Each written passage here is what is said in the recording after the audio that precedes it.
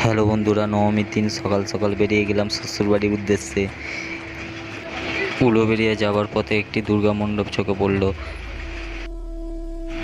দেখুন, সৃষ্টি সংঘের পক্ষ থেকে এই থিমটি অসাধারণ বানিয়েছে। জলই জীবন।